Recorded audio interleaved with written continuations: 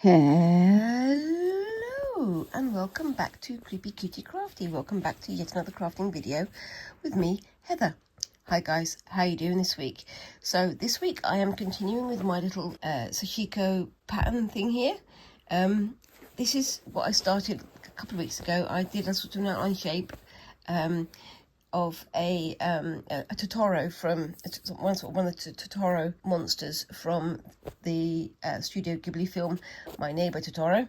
Yeah, I'm just continuing with the patterning in the sort of the belly area here. So what I'm doing is last week I did this grid. I did measure it, but not particularly tightly, and it is a little bit wobbly, you can see there, but I'm okay with that. And I'm just starting on the next part of this. So what I'm going to be doing is filling these squares with little dashes going from corner to corner, and then I'll come back the other way in a second. I'm still doing this whilst wearing my leather thimble. I've got my palm thimble on, but this denim is very thick. You can see that. So I'm being a bit cautious about using my palm thimble because it's not very easy to do with thick fabric like this. I mean, and I'm very much not an expert at using my palm thimble. So anyway, yes, hello. If you're new here, I'm Heather. I am a crafter, evidently, and I am currently going through a bit of a fabric manipulation and decoration moments at the moment, because I am, now where's that one going? That goes to there. Okay. I am currently working on this, which is my Sashiko decorated denim, and this denim is going to be turned into a handbag at the end of it, hopefully. And I'm just filling the whole thing with different kinds of patterns. I've already finished one panel, which I'll post on the video here if you need to, you can see it. And I am currently creating a little Totoro-like character out of Sashiko thread. I'm just filling in this chest area with some patterns because I could have just filled it with like dashes and filled it up like that way, but I wanted to have something a bit more decorative than that.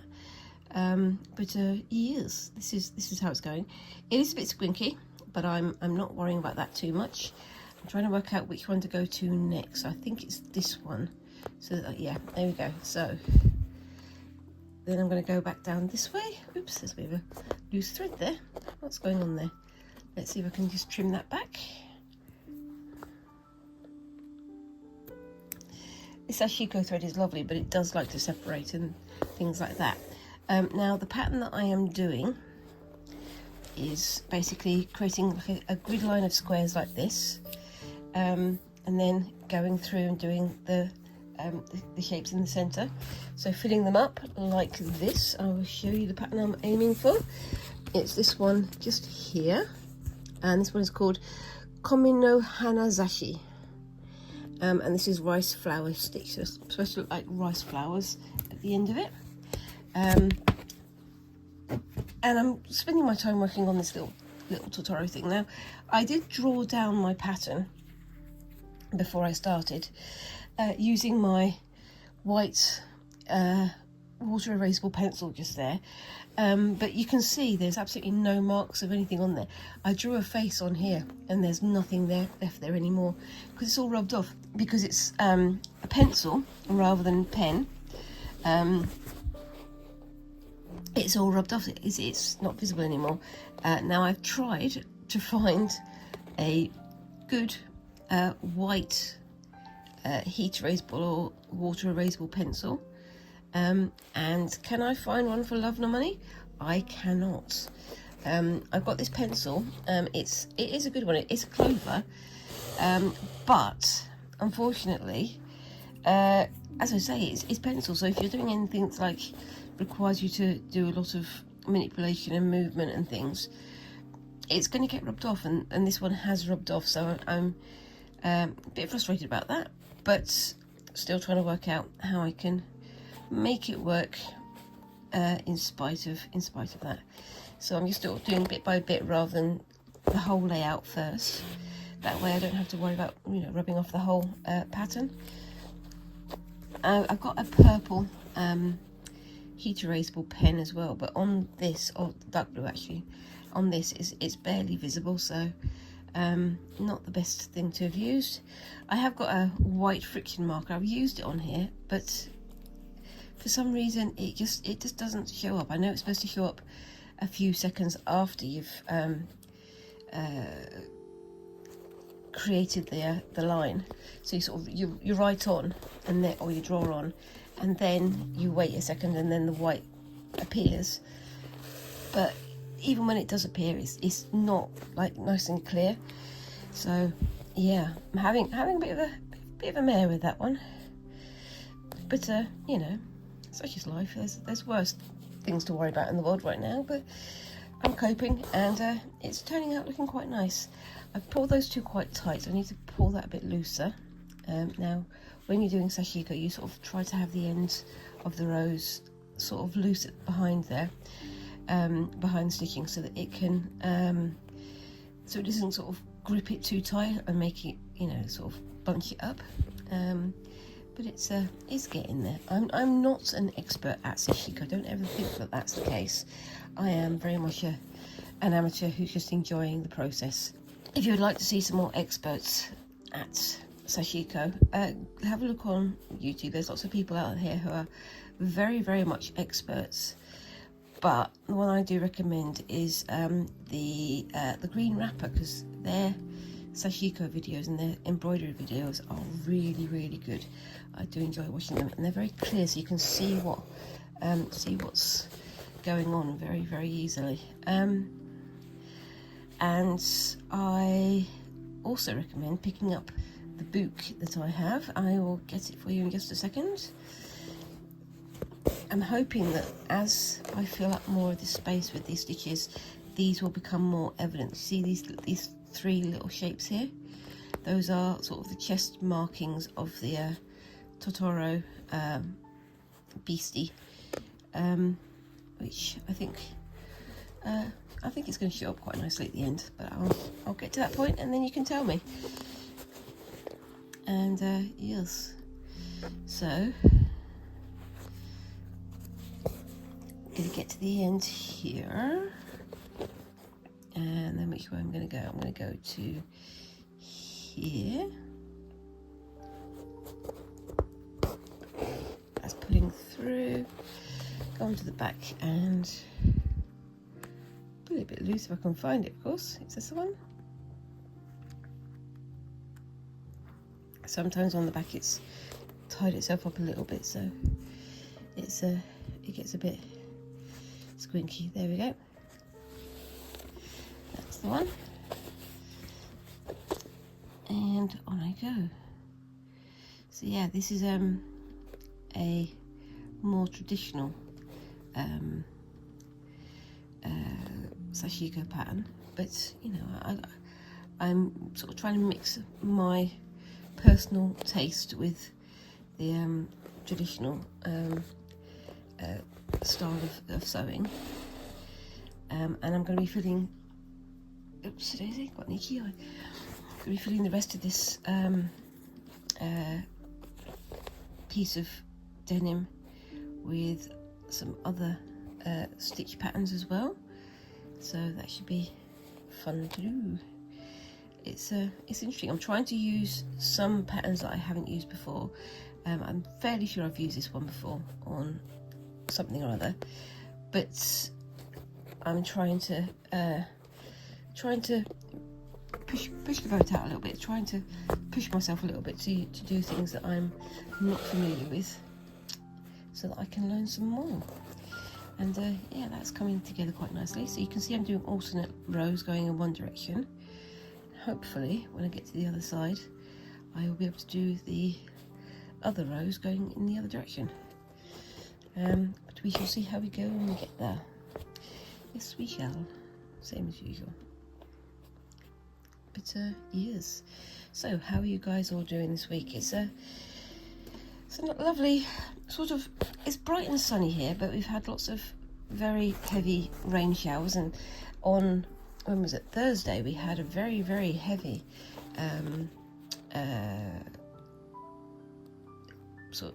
some very heavy rain showers followed by very heavy hail showers. So the weather here is being a bit changeable at the moment, so it's an odd one.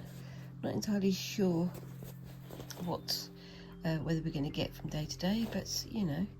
Right, so just quickly show you what this pattern is, where I got this pattern from. So I showed you my book earlier, and this is the Ultimate Sashiko Sourcebook. I'll try and put that over the O there. There we go. And that's by Susan Briscoe, and I do recommend looking her up because she's got some very good books and very good guidance on how to do sashiko, including things like what kind of fabric to use, what kinds of thread to find, and the needles and so on and so forth. So yeah, it's worth having a look. I think she's also got a web page, but I couldn't tell you for certain. But yeah, she's the book is very, very clear. I've also got one of her sets of sashiko cards. So it's like a box of cards that have sashiko patterns on each of the cards.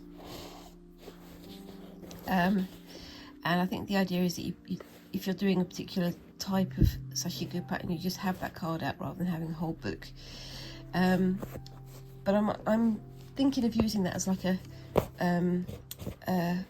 not a potluck thing, but sort of putting cards out at random and then doing the pattern, no matter what.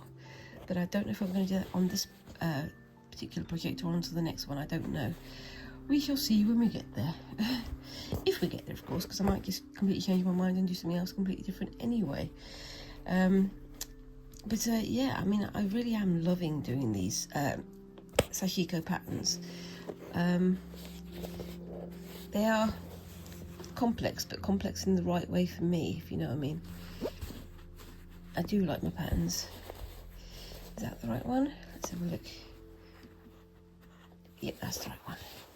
I'm going to have to tie off this needle and this thread in a second. But yeah, the weather has been a bit mad.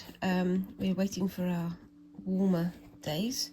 It is getting warmer. It's quite funny because we had it a lot warmer for a few days, and then suddenly it got cool again. Not completely cold, but quite a lot cooler. So much so that, you know, I was wearing my cardigan and my hoodie and things like that.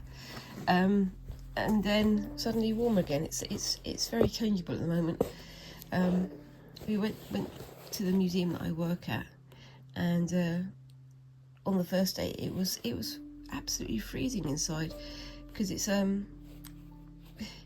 got a bit of a delay, because with the heating, you get the heating for the day before. So the day before was really, really hot. So the heating then decided that the next day was a cold day, a hot day rather. So we needed to have the heating turned off. So of course that meant we all froze. Very helpful. Hey, modern technology, isn't it? Isn't it wonderful? Anyway, I'm going to tie this off. So what I do is I just go in there and come back sort of halfway.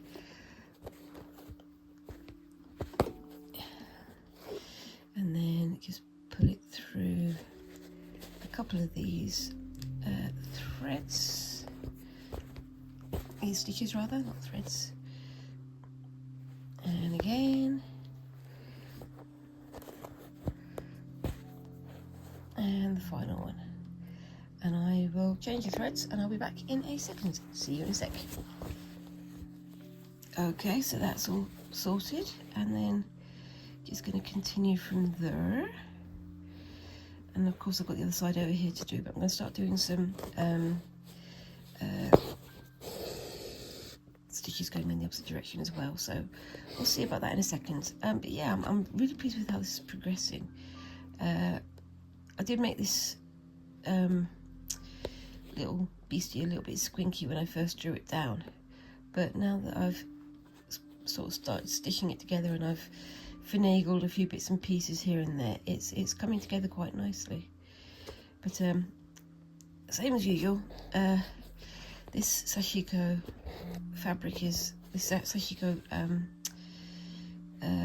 thread is quite thick, and it's also quite grippy. It's not smooth, it's very sort of rough, so it picks up the fabric and really holds it tight, which is great, except for the fact that it's a little bit difficult to pull through this very, very thick denim, and also it does like to tangle to itself, so it sort of happens to brush against itself, so it then decides to start gripping, which is not ideal, which is something I'm trying to avoid, but it happens, and then we cope, and then we continue. That's just how it is. There we go. But yes, so that's the end there. So what I'm going to do is put it through on the back.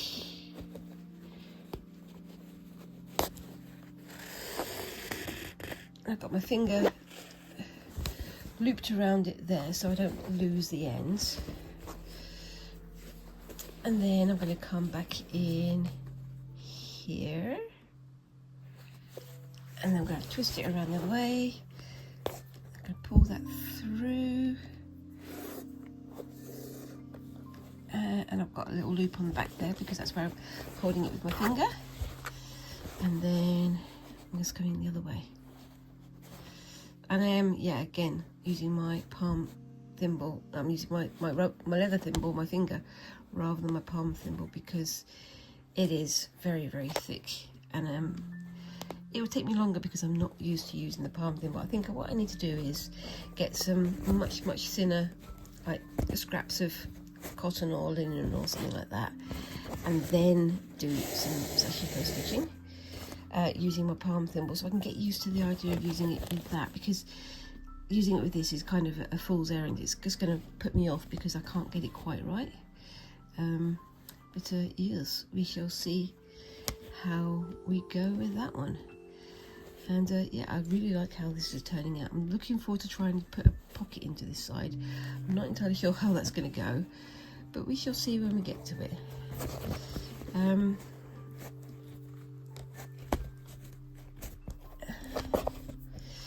it goes through. There we go. And you can see, oops, a daisy. You can see the little flower shape appearing there.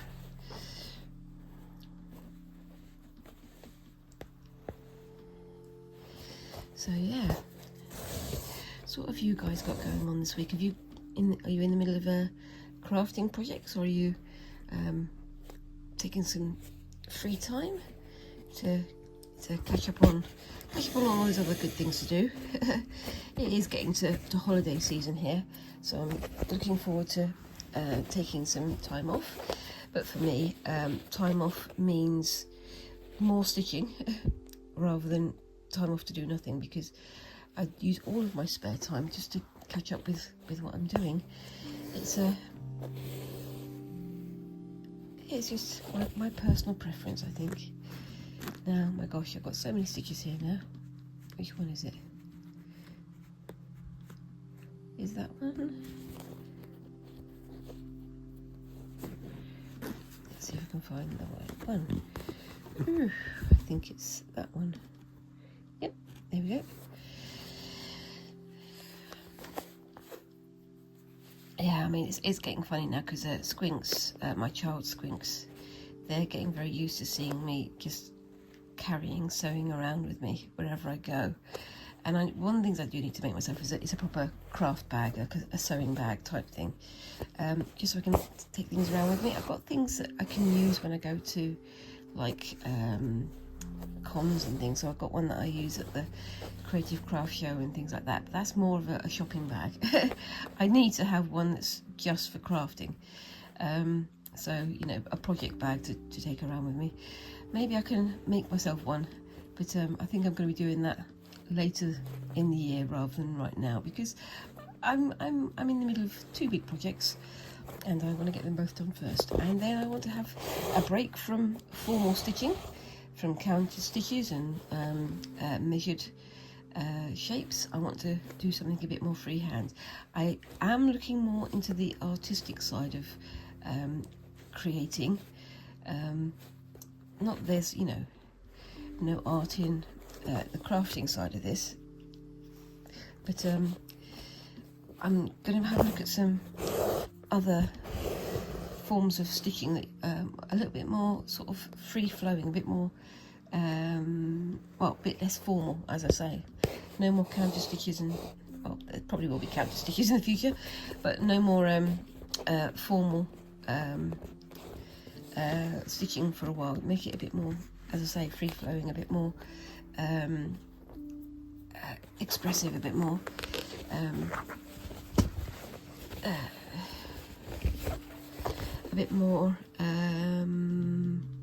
what's the word?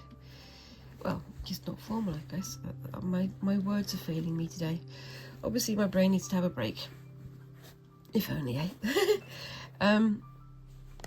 But yeah, it's something that I've been talking about for a while. But I mean, I do a lot of drawing and art sort of things on my shorts. So I mean, I'm trying to use that more for like drawing and representation and things like that. But that's mostly for like patterns and things. But I want to. There's a little bit of a knob in there. Let's see if I can pull that out. There we go.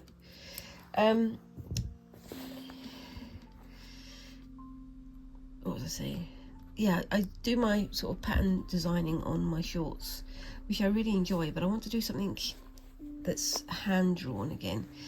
And I'm having some ideas about it, and I think I'm going to be setting up for doing something a bit different there later in the week, or in the next few weeks. But it's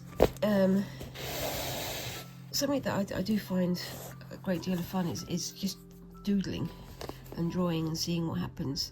And quite often the places it takes you are quite unexpected. I mean, recently I did a pattern that was based on retro comic books, so you know, like the sort of 1930s and 40s and 50s style comic books that use Ben-Day dots, like the different dots to create impressions of different colours.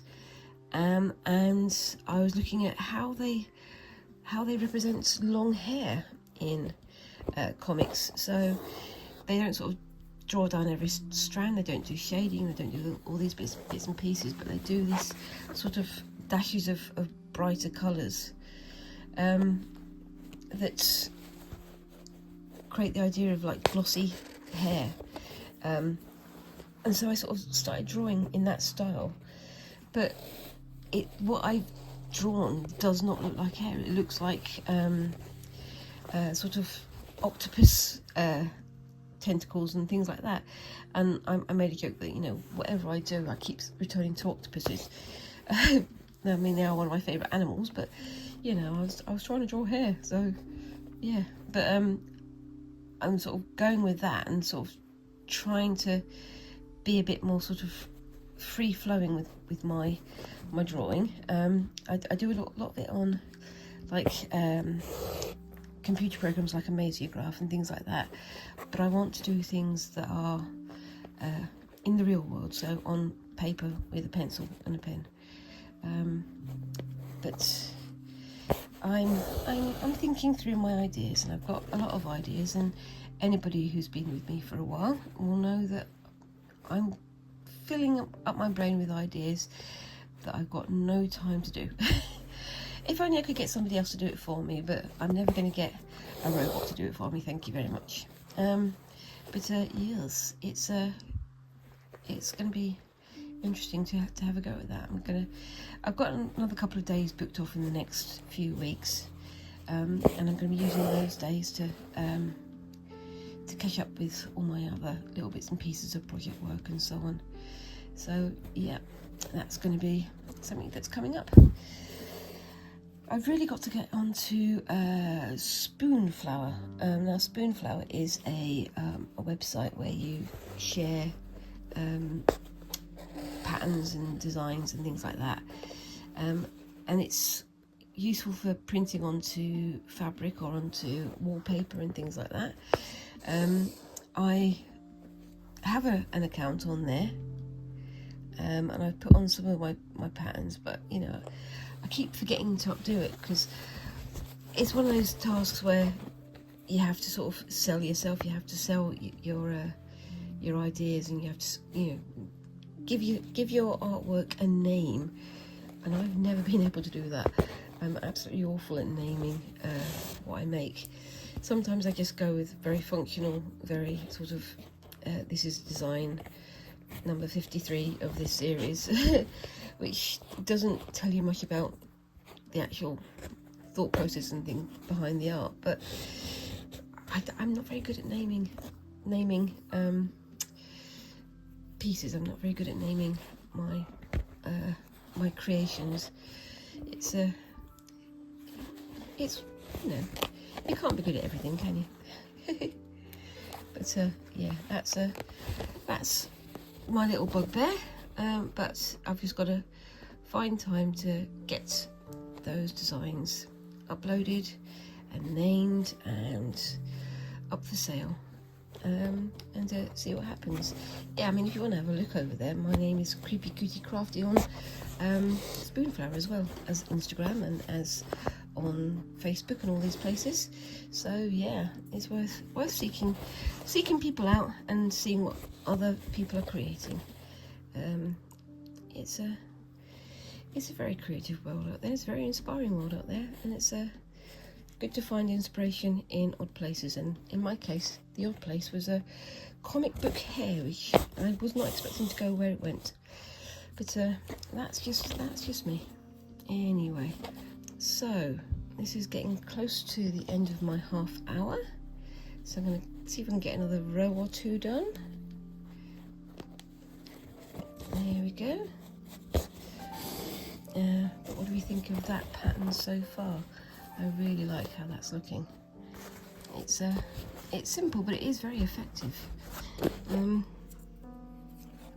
like I say, I'm hoping it's going to highlight these areas here. I haven't done those areas with the cross stitch yet, but when we get to that point, you'll see it. Anyway, bring it around the way. Now, where was I? I was there. So let's bring it to here.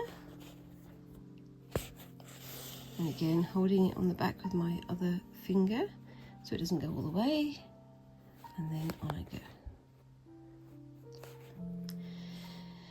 But yeah, I mean, talking of inspiration, our plans for the trip to London are very much going ahead. We've had a few hiccups with organisation and things, but it's a very, very busy time of the year. Well, it's a very, very busy time of Squinks' life, because they're doing their GCSEs and they're trying to get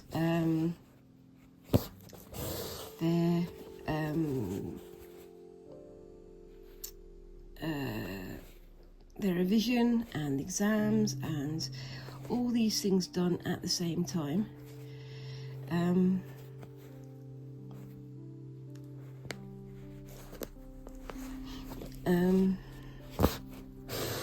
But the school is the school that they go to is not particularly good with its administration. So it's got all these like revision sessions, and it's got this and that and the other. And the problem is that they're telling us all these things very, very last minute when we're trying to arrange other things, and then suddenly they're like, oh, but we need them here for this thing, and that just happens to be on the date that we've decided that we want to go to London.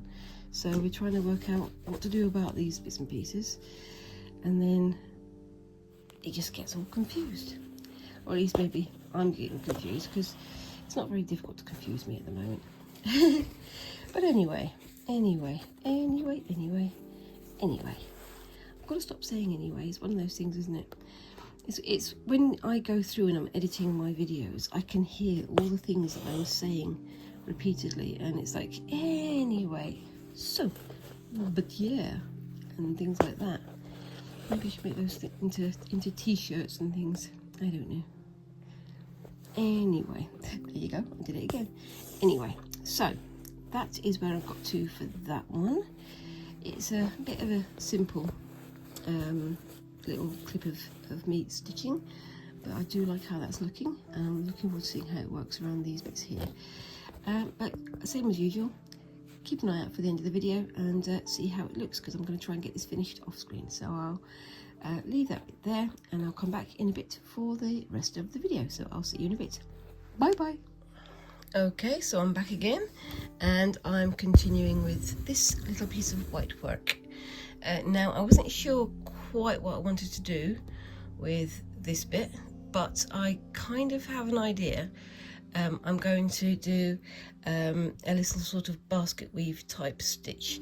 So, gonna see how that turns out. So, it's gonna be like this. So I'll just show you here. It's this one here. I'm gonna have a go at doing that one. So it's alternating diagonal rows, and it's 2 stitches of one way and 2 stitches the other way. So gonna see how that turns out. I've not done this one before. I was thinking of doing something that opened up the weave here a bit, like this pattern down here, but I wanted to try something different. So I wanted to try something that had sort of surface texture, which I haven't had a go at really with whitework. Bear with me 1 second. I'm trying to get my camera in the right position. I'm on this stand again. It's a little bit loosey-goosey, and I'm trying to save my my shoulder, which is complaining bitterly about having to be doing anything. So I've got 1, 2 there, and then into that one. This time I am going for the same length as in the thing, as in the book, because 1, 2, and in there, because I want to get it looking as good as I can. 1, 2, so in the, I hope I'm doing this right. If not, I can always snip it all out and start again. So it says down here, over 2 holes in the other direction. That's it.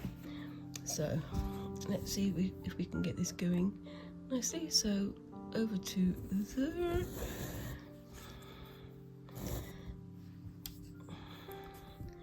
Sorry about the wobbliness. I've got this new stand. It's doing the job, but it's not very sturdy.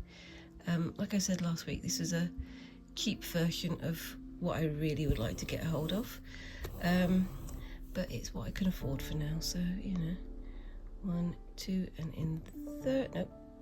1, 2 in there.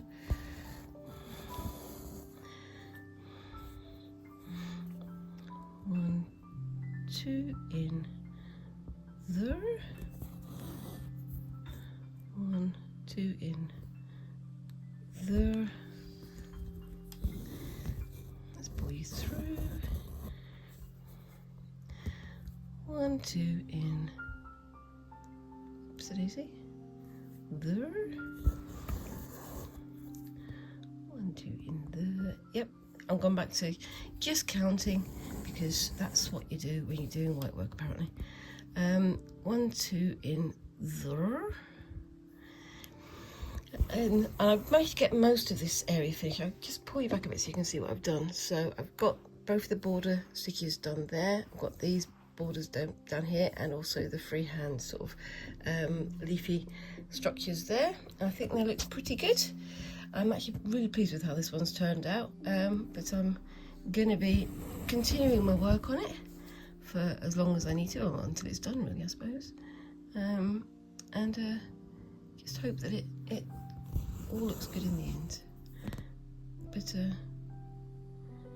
it's getting there. I think some of my shoulder issue is from doing my stitching, so it's not ideal. What I'm going to do is I'm going to come back to, so the next stitch is, where is the next stitch? Because I've got this line on here, it's kind of difficult to tell. So it's there. So let me see if I can get that in there. Is that right? Nope, next one along. Is that right? Yep, that should be right. If it's wrong, I can always finagle it later.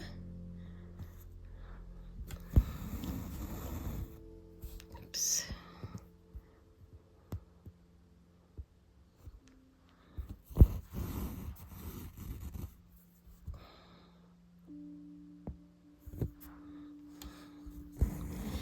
But yeah, So I mean, I'm really pleased with how this one's coming on.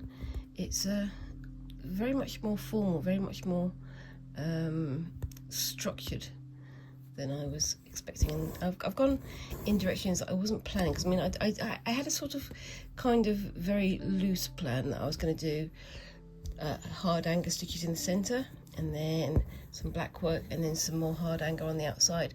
I haven't got to the outside yet, obviously. That's going to be in the next few weeks, but in the meantime I've just got to catch up with doing both sides of this. I've got most on the other side over there done, and then I've got the top and bottom to do. So I've got another week booked off work very, very soon, so I'll be using most of that week to be doing my stitching, and hoping to get further on with it and on to the next bits, but we shall see.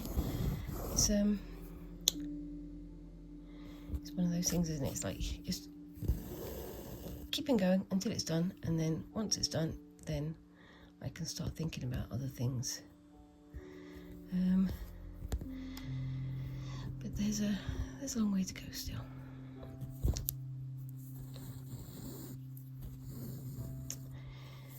But yeah, I am really pleased with how this is going. I'm still getting used to using this slate frame and using the stand. I'm almost definitely doing things in the worst way possible, because I don't know what I'm doing with it, and I don't know how slate frames are used properly. I've got, you know, some ideas, but at the same time I've also got to make it so that you guys, oopsie-daisy, can see what I'm doing. And as you can see, it's difficult having it so close to the camera, because then I keep bumping into the camera, which is not ideal, and definitely not what I want to be doing. Apart from anything else, it hurts my hand. But yeah, it's getting there, and I really like how it's looking already. Like I say, I don't know, I could use this as a table runner, but I would feel kind of weird doing that after all the work I've put into it. So I'm thinking maybe just doing a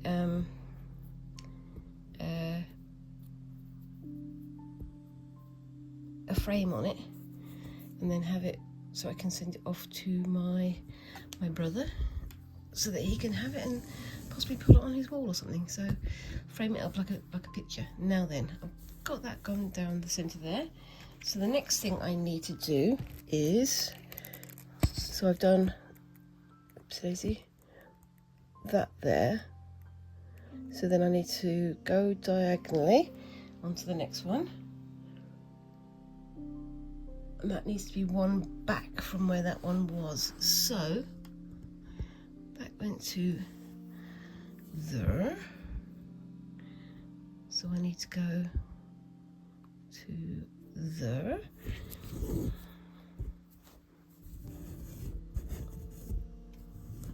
and of course I've got a knot immediately.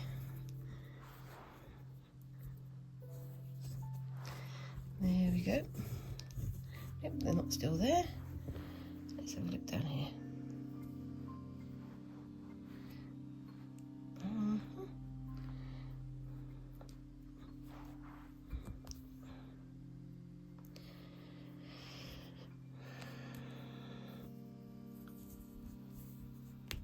There we go.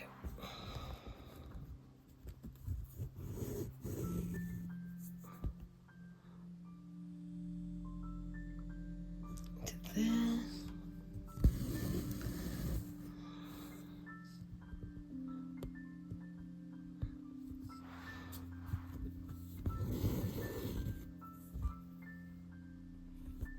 And on we go.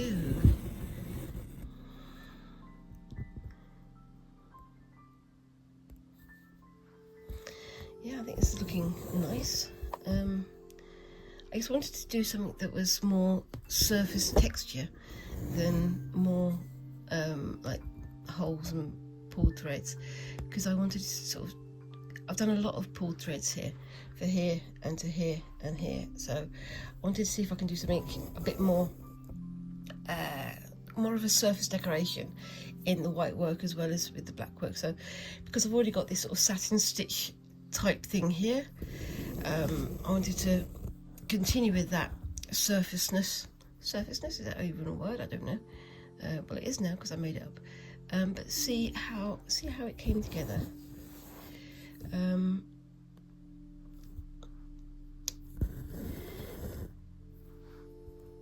I do like the pulled threads designs. I do like the areas where the stitching is pulled through, but I was thinking of using one of the stitches that's in the book that has like an open work sort of lattice effect, but I just felt like doing something a bit different this time. But it means I can have something to practice for future efforts, can't I? I mean, I've had a go at doing quite a few like pulled thread designs in, did that right? I think that's right. In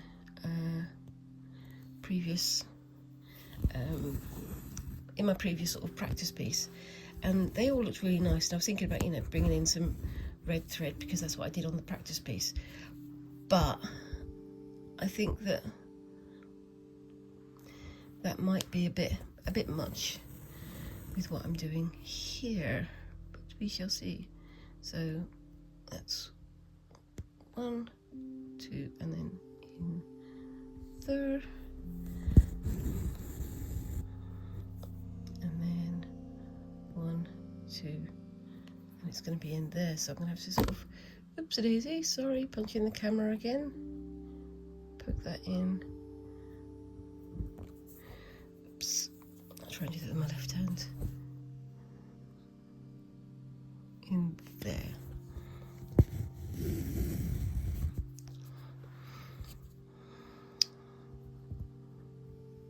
And then back out again. I'm going to do that from the other side because it's a bit easier because of seeing the position I'm in. So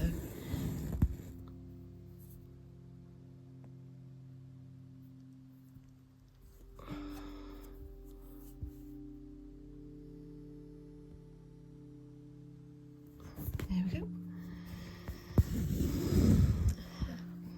This is the thing when you're filming your embroidery or whatever you're doing, it is a very unnatural position to be in because you're leaning over. That's 1, 2, so it goes in there. You're leaning over, you've got a camera in the way, you've got a light hanging over you, and I've also got a little muffler, so try and stop the pops on the mic, plus the slate frame, plus the stand for it. It's a bit unnatural, and so you can sort of wind up getting yourself a little bit twisted up, or at least I do.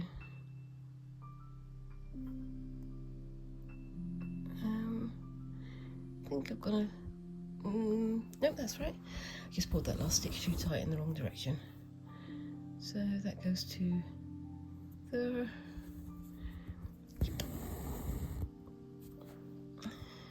Doing lots of crossover stitches today. I didn't plan it that way, but that's just how it's turned out. But I'm really liking how this is looking, and I'm looking forward to seeing how the whole thing will be when I pull it out of the frame. I've got, as I say, I've done this side, I've done the opposite side over there, but I've got the top and the bottom of the frame to do. I'll just pull back so you can see. So I've got the top and the bottom to do. I've got most of this one done, and this one's almost entirely complete. So it's getting there. It's just getting the time to do it justice. And it is very, very fiddly. I should probably be wearing my reading glasses for this bit, but I've completely forgotten to do that. But I'll put that on when I'm doing stitching after the end of this video, but we'll see how that goes. So there we go. I'm probably not going to get very far with this today because it is a lot of stitches, but what I'll do is I'll do one more row of this if I can, and then I'll do a row going in the opposite direction.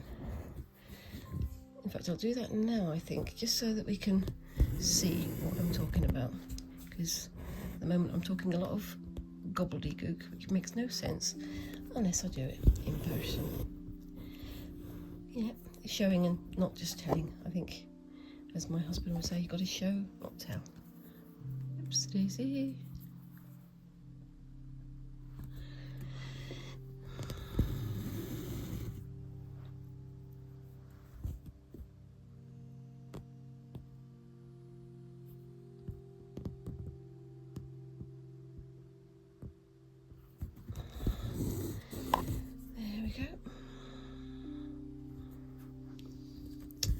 So yeah, what I'll do is I will do a couple of stitches going in the opposite direction, which will be there, I believe. So 1, 2, in.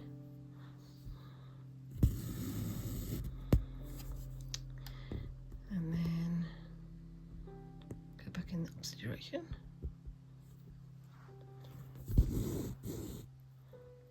Is that right? I don't think that's right. I'm gonna come back and check that one, I think, because that one doesn't seem right to me.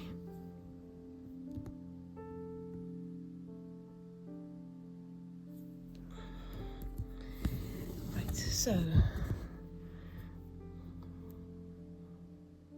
that one's going to go to there. So that should have been one further up, which means it's got to come out underneath the previous stitch, which is interesting. I think maybe I need to rethink how I'm stitching this together, because I need to be able to do 1, 2 and in. I need to do it in the space I've got. So it might be that I've got to do 1 row across, 1 row down, 1 row across, 1 row down as I go, because otherwise it's going to tangle itself up, isn't it? It's all going to go in the wrong direction. So that goes in there.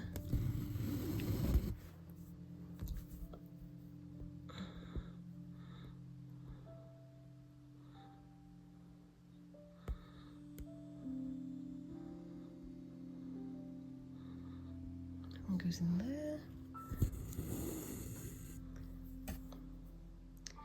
It is very close quarters, which makes it a little bit more difficult as well, evidently. But I will, again, as I say, even though this is my proper piece, I'm still very much learning with this. It's not going to be anywhere near professional standard, because I am not yet anywhere near professional standard of stitching, because I'm learning.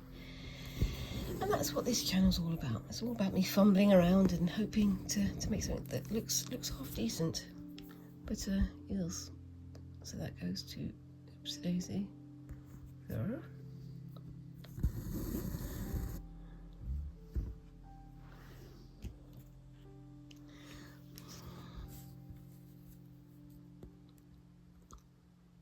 And I'll try and do that. I'll try and do 1 row going one way and the other way at the same time, just to see if I can finagle it to look reasonable.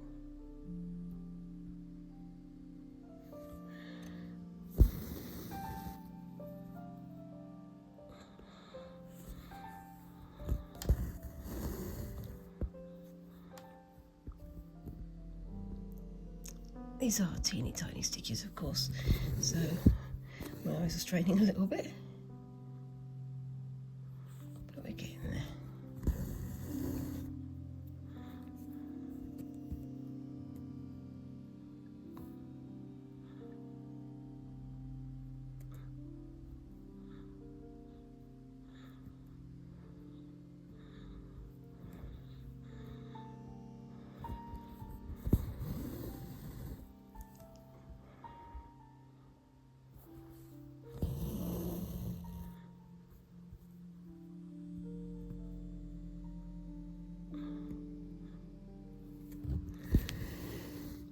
one might be a little bit too long. That's fine.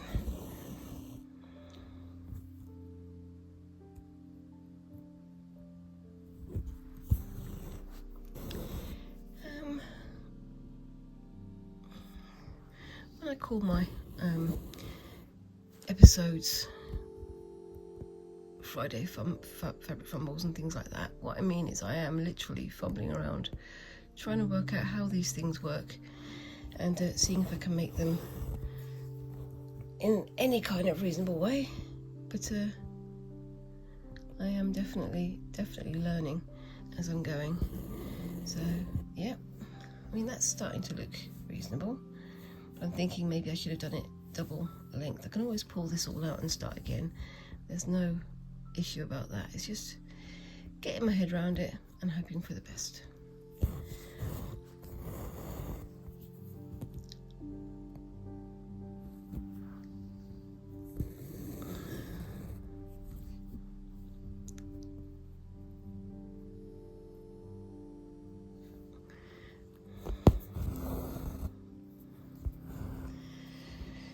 Yeah, so what else have we got going on? Have I got anything else exciting to talk about? Probably not, but I'm going to talk about it anyway. So yeah, as I said, I'm starting my hand-drawn artworks very soon. I'm going to be sort of having a go at returning to literally the drawing board to do some pen and ink drawings and things like that I'm hoping to add to my shorts. That's probably going to be the next week or two. It's not going to be immediately. Depends on, again, how much time I get. And I'm also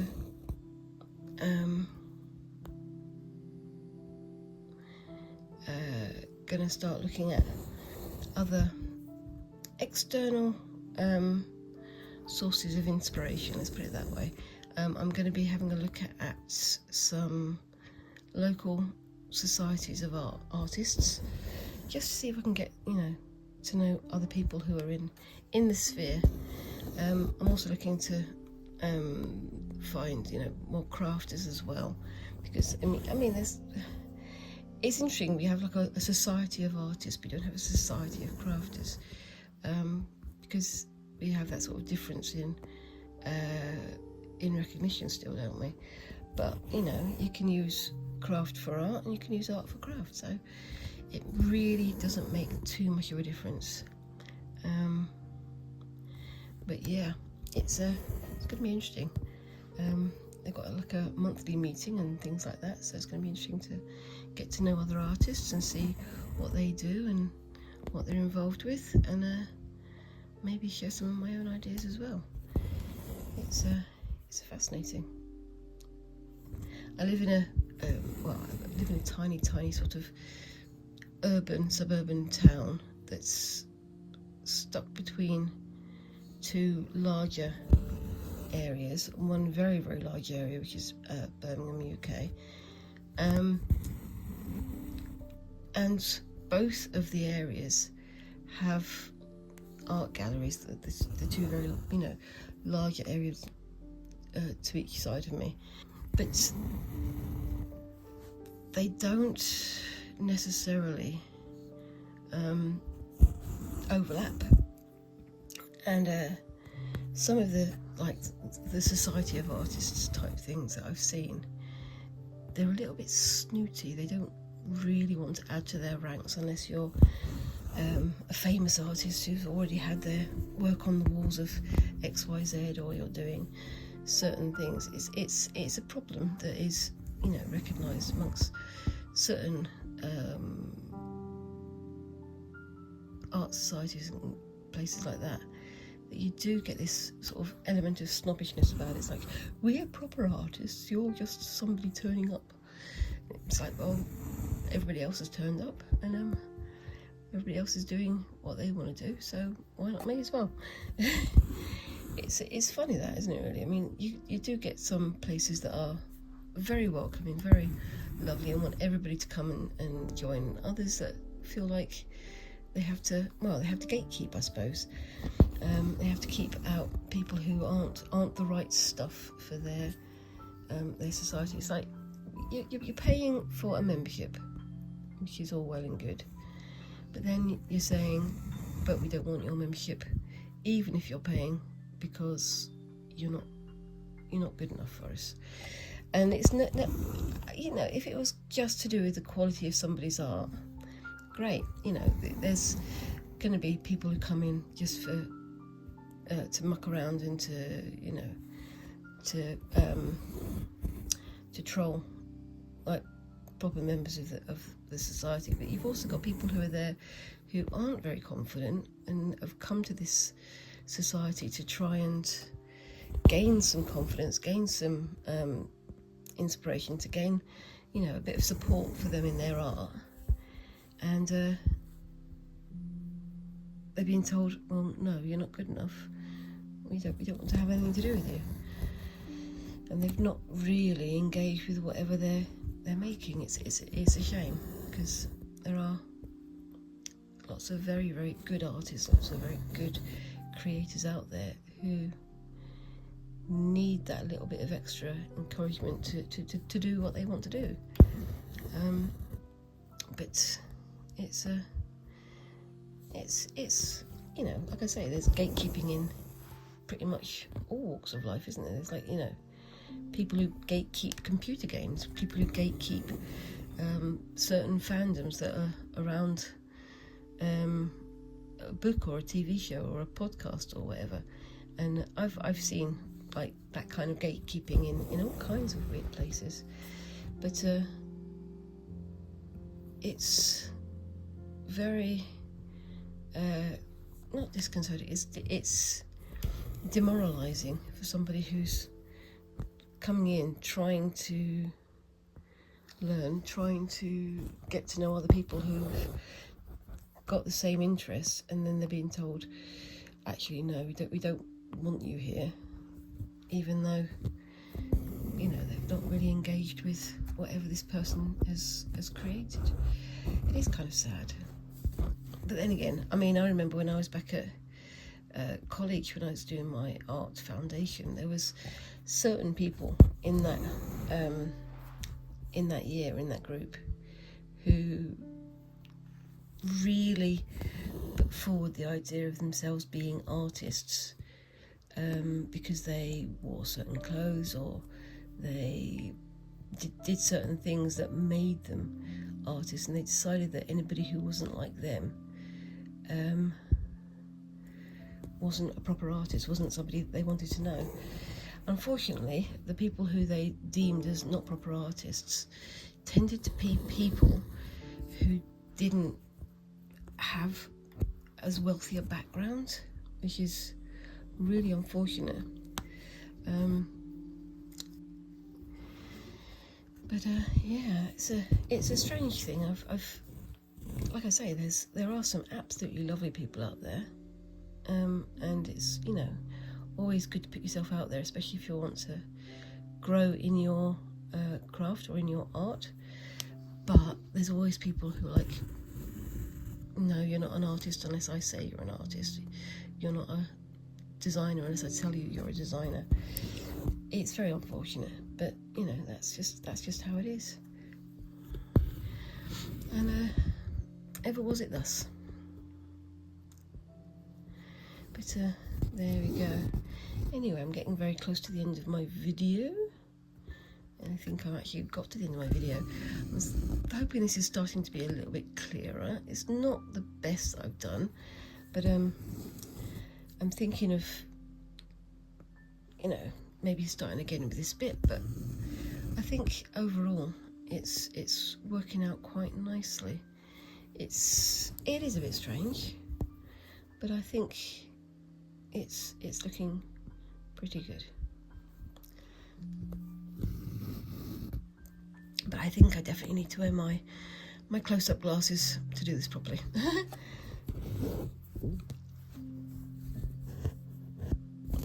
And what type of stitch is it called? It's called counted satin stitch.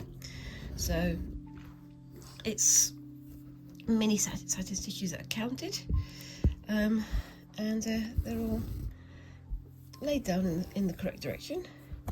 But yeah, it does look a little bit like a basket weave stitch, doesn't it? Seem to be all about the basket weave stitches at the moment. But eels. And then back over here, we've got that going. Oops. That way.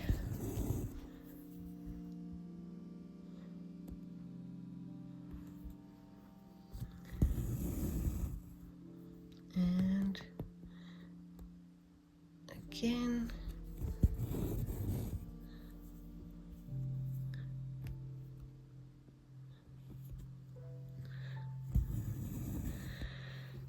And then we can go back in the opposite direction.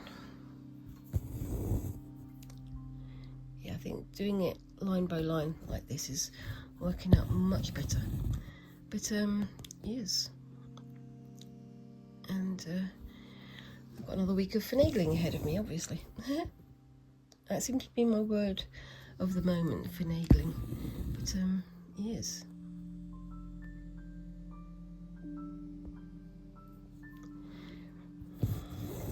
There we go. So I'm going to park that there and say, what do you think of that so far? I think that's looking quite nice. It's very teeny tiny, but I think it is starting to come together. And obviously when I come to the other ones, maybe I'll do them a bit better than I've done this one. But like I say, all these things are practice. So keep an eye out for the end of the video. Hopefully I'll have this finished by the end of the video so you can have a look at that. I'll post up some photos of this and of the Sashiko piece at the end of the video. Let me know what you think of those down in the comments. And whilst you're down there, please remember to like and subscribe and all those lovely little things that help a tiny channel like mine to grow. And I look forward to seeing you in the next video. Thank you very much again for watching, and bye bye.